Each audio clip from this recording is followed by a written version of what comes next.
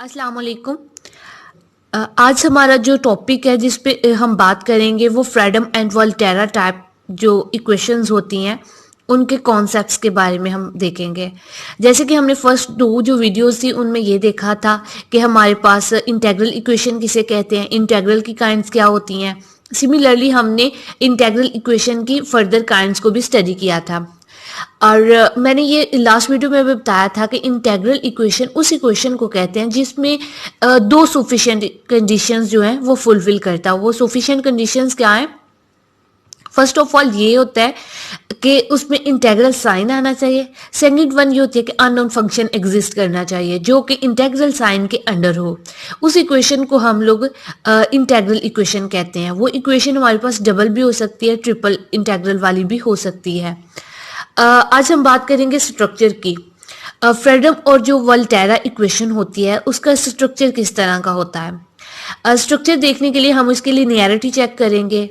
जब हमारे पास वोल्टेरा या फ्रीडम इक्वेशन, और ये हमने लास्ट वीडियो में ये भी डिस्कस किया था कि वोल्टेरा और फ्रीडम जो है ये दो काइंड्स इनकी होती हैं। एक फर्स्ट काइंड होती है, एक सेकंड काइंड होती है। फर्स्ट काइंड वो वाली होती है जिसमें हमारे पास अननोन फंक्शन सिर्फ एक वन टाइम एग्जिस्ट करता है, और सेकंड टाइम वो होती है जिसमें हमारे पास unknown function to time exist करता है। या फिर एक दफा हमारे पास इंटेग्रल साइन के अंडर एग्जिस्ट करता है और एक टाइम उसके बिहाइंड एग्जिस्ट करता है। हमारे पास इंटेग्रल साइन के बगैर एग्जिस्ट करता है। ये हमारे पास होता है। लिनियरिटी चेक करने का सिर्फ एक ही वे है कि अगर उसमें हमारे पास अननोन फंक्शन की जो पावर है वो हमारे पास अगर वन होगी तो वो हमारे पास इक्वेशन क्या होगी, लीनियर होगी। वो फर्स्ट काइंड में भी हम चेक कर सकते हैं और सेकंड काइंड में भी। वोल्टेरा और फ्रीडम के लिनियरिटी चेक करने की सेम कंडीशंस है। सेकेंड वाली हम बात करते हैं the limits of integration. Volterra और फ्रीडम टाइम, जैसा कि मैंने पहले बताया कि ये लोग दोनों जो इंटेग्रल्स हैं ये डेफिनेट इंटेग्रल्स हैं, और इनमें जो हमारे पास इक्वेशंस आती हैं वो हमारे पास क्या होता है, हमारे पास इंटेग्रल की जो लिमिट्स होती हैं वो वेरी करती हैं। जब हम फ्रीडम की बात करते हैं तो उसमें हमारे पास कांस्टेंट आती हैं, यानी 0 to 1 हो जाएगी। इसी तरह कोई भी कांस्टेंट वैल्यूज के बिहाइंड हमारे पास लिमिट एग्जिस्ट करेगी। लेकिन जो ही हम वोल्टेरा टाइप की बात करते हैं तो वोल्टेरा में हमारे पास जो होगा लिमिट्स होंगे इंटेग्रल की वो हमारे पास क्या होंगी, वेरिएबल होंगे। मोस्टली हमारे पास अपर लिमिट्स जो होती है ना, कॉमनली जो यूज की जाती है वो वेरिएबल होती है, और जो लोअर लिमिट होती है वो जीरो होती है। ये मोस्ट कॉमनली यूज किया जाता है। जरूरी नहीं है कि इस तरह हो, बोथ भी वेरिएबल हो सकती हैं। जैसा कि हम पिछली वीडियो में भी डिस्कस कर चुके हैं कि हमारे पास जो इंटेग्रल इक्वेशंस होती हैं ये हम इंजीनियरिंग, फिजिक्स, केमिस्ट्री और बायोलॉजिकल प्रॉब्लम्स को सॉल्व करने के लिए हम इंटेग्रल इक्वेशंस को यूज करते हैं।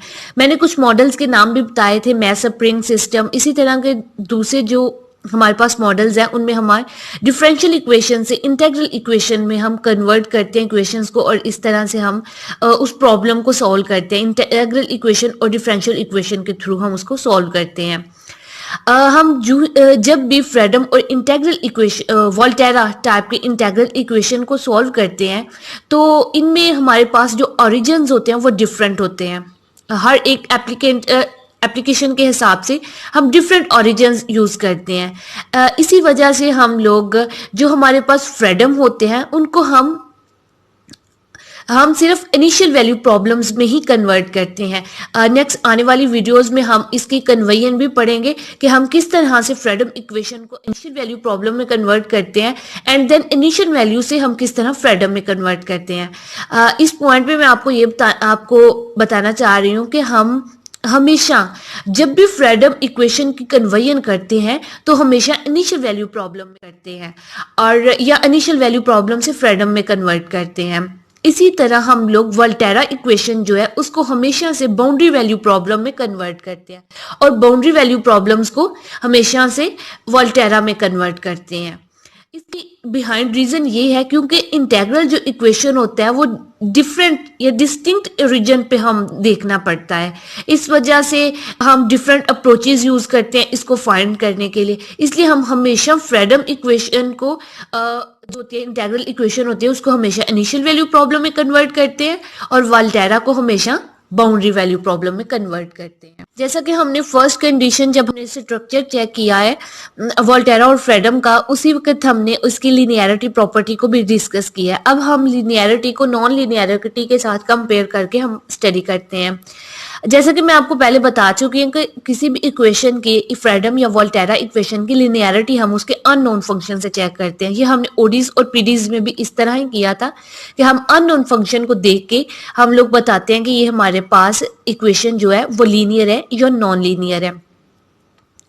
और लीनियर होने की यही एक निशानी है कि उसका जो अननोन फंक्शन हो उसकी पावर हमारे पास 1 एग्जिस्ट करे या फर्स्ट पावर उसकी एग्जिस्ट करे। अदरवाइज हमारे पास फ्रेडम और वोल्टेरा जो इक्वेशन हमारे पास अराइज होती है अननोन फंक्शन के साथ वो नॉन लीनियर कंसीडर की जाती है।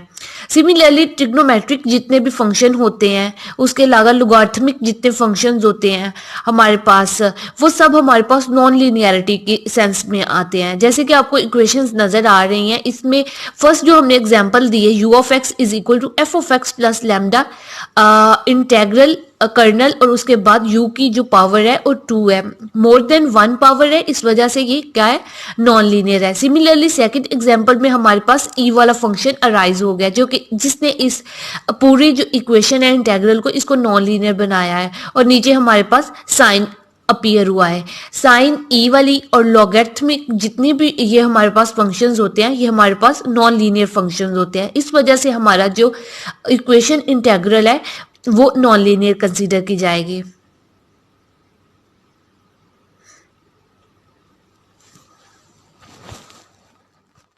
फिफ्थ नंबर पे हम जिस बात को डिस्कस करेंगे वो है होमोजीनियस और नॉन होमोजीनियसिटी हम देखेंगे, ये प्रॉपर्टी हम देखेंगे इसमें। वोल्टेरा और फ्रेडम जो इंटीग्रल इक्वेशन है इसकी फर्स्ट काइंड हो या सेकंड काइंड, इन इक्वेशन को होमोजीनियस तभी कहा जाएगा अगर हर टर्म में अननोन वेरिएबल एग्जिस्ट कर रहा हो।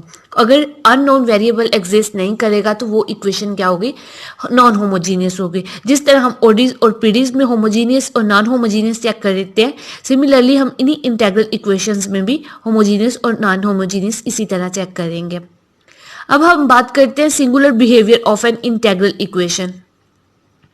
कोई भी इंटीग्रल इक्वेशन सिंगुलर कब होता है, मतलब सिंगलटन कब आता है, वो अनडिफाइंड कब होता है, उसके चेक करने के हमने जिस तरह हमने फर्स्ट जो हमने लेक्चर इसका देखा था इंटीग्रल इक्वेशन का, उसमें हम लोगों ने बात की थी इंटीग्रल्स की काइंड्स की। इंटीग्रल्स की काइंड में हमने ये डिस्कस किया था कि इंटीग्रल हमारे पास दो तरह के होते हैं, एक डेफिनेट होता है, एक इनडेफिनेट होता है। इंटीग्रल डेफिनेट की नेक्स्ट फर्दर 2 काइंड्स होते हैं, एक प्रॉपर होता है और एक इम्प्रॉपर होता है। जो इम्प्रॉपर होता है वो हमारे पास सिंगुलर बिहेवियर शो करता है। अगर तो हमारे पास जो इंटीग्रल है वो इम्प्रॉपर है, ठीक है, तो तब भी हमारे पास सिंगुलर बिहेवियर शो करेगी integral equation. And number second ये होगा कि अगर हमारे पास जो कर्नल है वो अनबाउंडेड है, या मतलब इसके कहने का ये है कि अगर हमारे पास फंक्शन कुछ इस तरह का हमारे पास कर्नल है कि हम कर्नल के फंक्शन के अंदर जब हम लिमिट्स पुट करते हैं इंटीग्रल इक्वेशन की तो वो हमें अनबाउंडेड या जो होता है अनडिफाइंड इक्वेशन के तौर पर इंटीग्रल इक्वेशन को रिप्रेजेंट करे, तो हम कहते हैं कि ये इसका सिंगुलर बिहेवियर है। इसके सिंगुलर बिहेवियर की जो डेफिनेशन है या सिंगुलर इंटीग्रल इक्वेशन है वो हम लास्ट लेक्चर में पढ़ सकें।